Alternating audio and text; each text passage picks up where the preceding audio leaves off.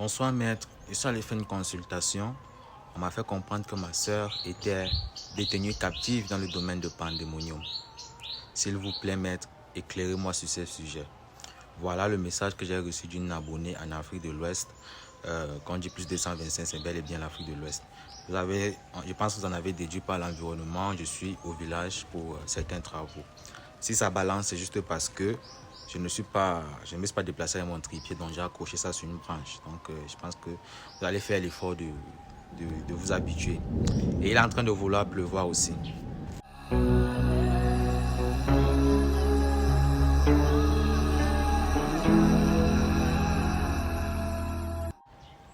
Donc je vais faire l'effort d'être le plus clair possible et le plus bref possible.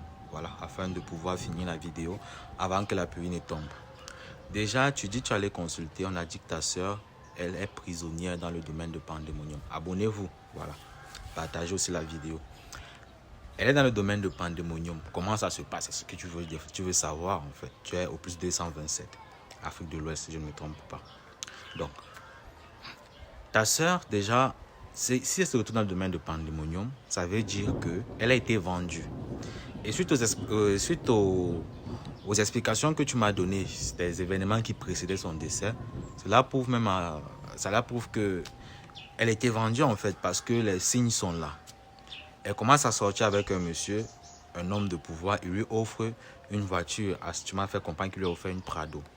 Suite à la Prado, il la fait déménager, il la met dans un appartement de luxe, il lui offre tout ce qu'elle veut. Pourtant, il est aussi marié. Et étant à la chambre, d'après ce qu'elle t'avait dit, il faisait des choses bizarres avec elle. Bon, c'est pas tous les hommes riches qui sont maléfiques, hein, parce qu'il y a des hommes riches qui peuvent aussi vous offrir tout cela sans arrière-pensée. Après un certain temps, elle tombe malade, le monsieur paye toutes les factures, mais à chaque fois, il payait les factures, il vous laissait payer quelques sommes, les miettes. Il ne payait jamais dans l'intégralité, il vous laissait toujours payer quelques miettes qui restaient.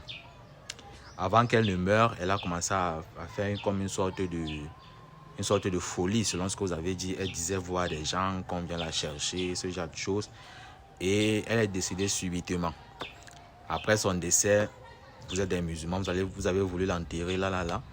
Bizarrement, en quelques minutes après son décès, vous vous êtes rendu compte que son corps est en train de se métamorphoser. Qu'est-ce que ça signifie? Donc, son corps est en train de changer. Et au moment de la laver, elle pleurait. Donc, le cadavre pleurait, il y avait des larmes qui coulaient.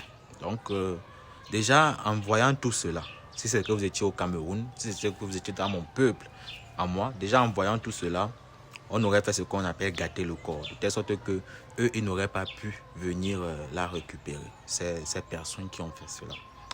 Avant de vendre quelqu'un, il y a ce qu'on appelle les prédispositions. Donc, on prépare la personne avant de la vendre. C'est comme un poulet. Vous achetez un poussin, vous devez le nourrir, le conserver dans le chauffage, l'alimenter, le soigner pour qu'il puisse prendre du poids avant de l'amener au marché. C'est ce qu'il a fait avec votre soeur. Et lorsqu'il prend soin de ta soeur, il est aussi en train de faire ce qu'on appelle le lien. Il est en train d'établir le lien, mystiquement parlant, avec son âme. Il passe donc par ce qu'on appelle la dette karmique. Quand il vient, il lui offre des choses. Peut-être parce qu'il voulait les rapports sexuels. Mais bizarrement, au moment des rapports, ce n'était plus que des rapports simples parce qu'il faisait d'autres pratiques avec elle. Donc ces pratiques-là aussi n'étaient pas simples. Bon, tu n'as pas voulu entrer dans les détails, mais je peux déjà imaginer ce qu'il faisait. Donc déjà, il a préparé ta soeur. Que ce soit à travers la voiture, que ce soit à travers les appartements et autres. Il a déjà commencé à la préparer en établissant un lien. Parce qu'avant de vous attaquer spirituellement, il faudrait toujours qu'il y ait un lien. C'est pour ça que vous allez voir certains sorciers même, vous cherchez des problèmes. Ils vont venir par exemple en balayant la cour, ils vont faire exprès de jeter quelques feuilles de votre côté.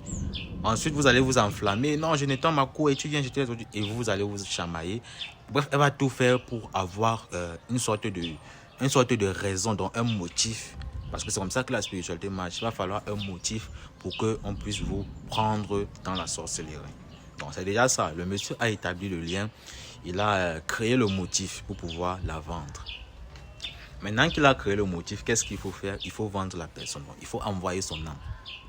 Quand il faisait ces pratiques qu'il faisait avec elle dans la chambre, il était comme ça en train de préparer son corps à ce qui devait arriver.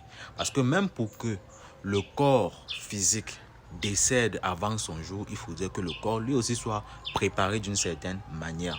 Donc, son corps a été préparé pendant cette période-là. Suite à quoi maintenant, il faudrait que la mort scientifique s'ensuit. Et comment cette mort arrive? Lorsqu'on a déjà préparé le corps, il y a un ensemble d'initiés. Bon, ça dépend des ordres. Bon, je vais vous donner les moyens les plus communs. Soit on passe par une sorte de faux empoisonnement pour créer une fausse mort, soit un ensemble d'initiés viennent faire un rite de magie, un rite occulte dans lequel on dit souvent qu'on va tourner le corps. Donc, ce qui veut dire qu'on va inverser vos organes. On va inverser les rôles de vos organes en fait. Et physiquement, on va déclarer la mort, mais mystiquement, vous serez toujours en vie. Donc, c'est un peu comme ça, on va créer une sorte de déphasage entre le corps physique et le corps spirituel. Le corps spirituel sera toujours en vie, mais le corps physique sera mort. Je vais prendre un exemple. Vous avez l'électricité qui vient du poteau électrique qui arrive à la maison.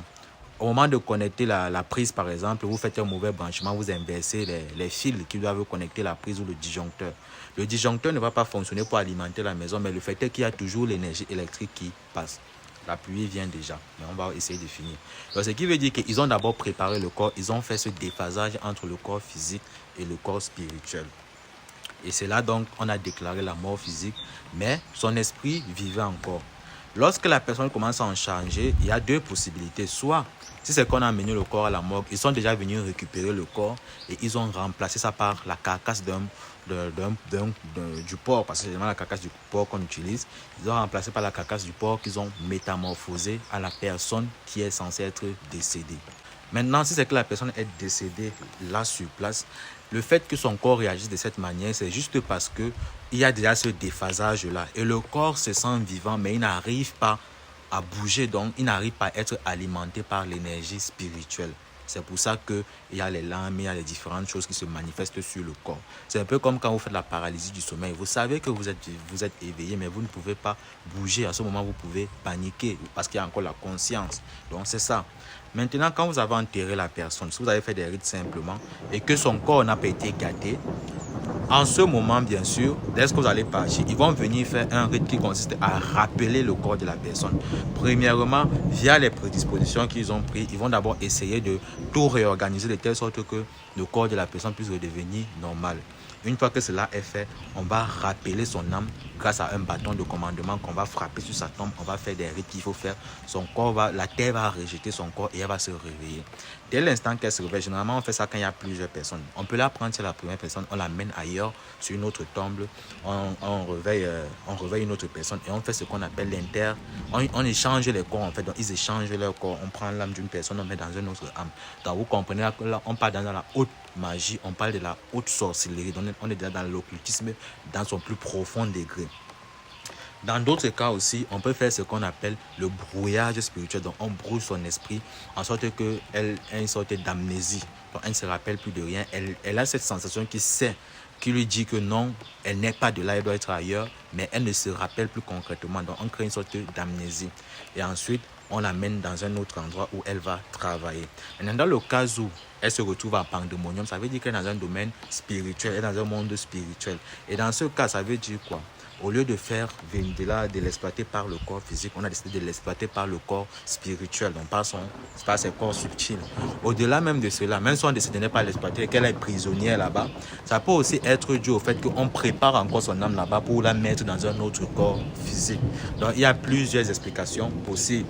Tout comme ça peut être aussi une vengeance. Dans d'autres cas, un sorcier pour se venger peut vous rendre prisonnier là-bas et faire de vous un esclave dans ce monde-là.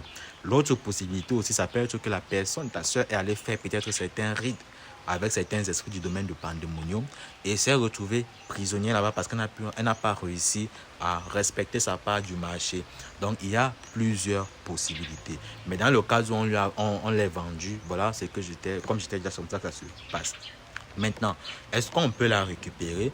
Oui, on peut la récupérer. On peut aller récupérer son âme là-bas.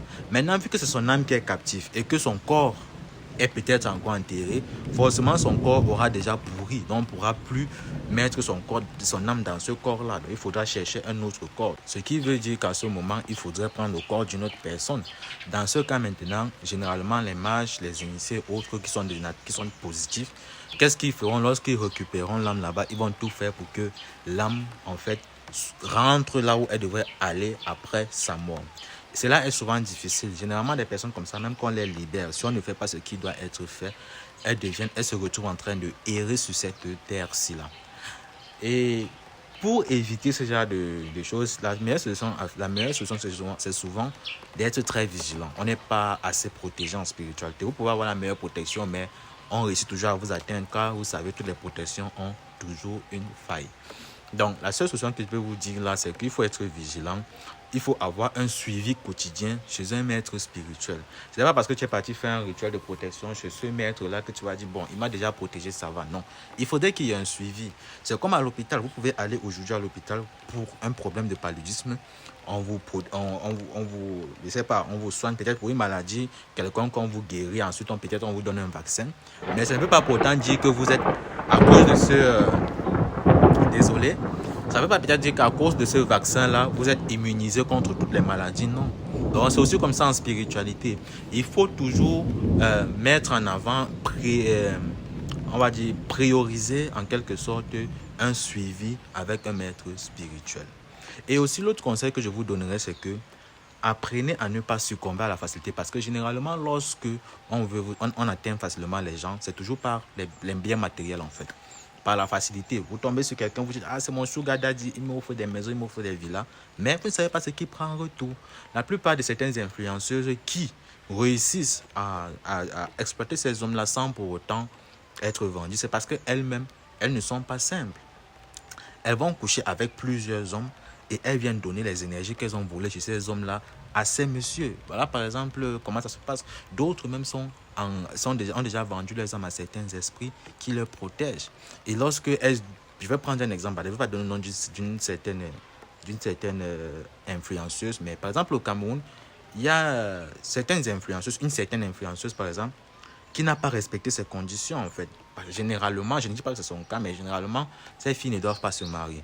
Lorsqu'elles se marient, non seulement son mariage ne va pas évoluer normalement, mais après son mariage, cette personne va découvrir qu'elle va vivre une chute en fait. Elle va chuter sur le plan financier, sur le plan même de son aura. Lorsqu'elle va se relever, elle ne va plus, même dans le plan de la santé, elle peut chuter. En se relevant, vous aurez l'impression qu'elle a perdu tout son éclat. Elle n'est plus la même parce que l'entité l'a lâchée. Et à ce moment, elle ne peut plus faire tout ce qu'elle faisait là. Elle va devoir demander pardon à l'entité, sa marraine qui l'accompagnait en fait. Donc le fait est que dans cette vie-ci là, il faut toujours faire l'effort d'être sur ses gardes en fait. Et ne pas en quelque sorte vouloir trop regarder les vies des gens. Et il faut aussi apprendre à marcher seul et à évoluer à votre rythme. Même si vous allez faire des travaux spirituels et que vous vous rendez compte qu'à la suite de ces travaux spirituels, il n'y a pas un boom, vous ne devenez pas peut-être milliardaire, sachez que c'est votre rythme. L'entité se rend compte, peut-être les divinités se rendent compte que pour vous faire évoluer, il faudrait que vous passiez par certaines étapes afin d'atteindre vos objectifs. Mais lorsque vous êtes pressé, c'est là où vous vous mettez toujours dans des situations compliquées. Donc, ta soeur qui est actuellement à Pandemonium, on peut la récupérer, c'est un fait. Maintenant, vu que son corps, elle est là-bas en tant qu'esprit, avec ses corps subtils, espérons que son corps physique ait été conservé. Si son corps physique n'a pas été conservé, là, ça deviendra encore une autre situation, en fait. Maintenant, quand on récupère une personne et que son corps physique est conservé, est-ce qu'elle peut retrouver sa vie antérieure, rentrer voir sa famille et sa femme et tout cela? Oui, elle peut retrouver sa famille. Il y a des cas comme ça, il y a des exemples comme ça là, presque partout dans le monde. Des personnes qu'on croyait décédées qui sont revenues après, qu'on appelle généralement des revenants. Maintenant, quels sont les types d'esprits qui font ce genre de pratique, de fait de vendre des gens? Généralement, les esprits de Pandemonium, bien sûr, même Apollyon et tout ça. Bref, Pandemonium, c'est un grand monde infernal qui a plusieurs quartiers. Il y a plusieurs secteurs, on va dire ça comme ça, comme Apollyon, Astral et autres. Voilà, Armstrong aussi. Donc, c'est de ça que je voulais vous parler. Je voulais répondre à sa question de manière de manière assez simple et rapide. Voilà, parce qu'elle m'a envoyé encore le message le matin, elle dit, mais depuis vous avez dit vous allez faire la vidéo, vous n'avez pas fait. Voilà ma chérie, j'ai fait la vidéo pour toi. Abonne-toi alors, partage la vidéo, like et partage massivement, active la cloche de notification pour les prochaines vidéos. J'ai envie de faire un live demain à 7h, là. J'ai envie qu'on fasse un live pour que je puisse encore répondre à certaines questions et tout. Si vous, bien sûr, vous êtes intéressé, vous me dites, comme ça, on programme le live demain à peut-être 13h ou 14h toujours. L'avantage, c'est que le village a un climat plutôt doux.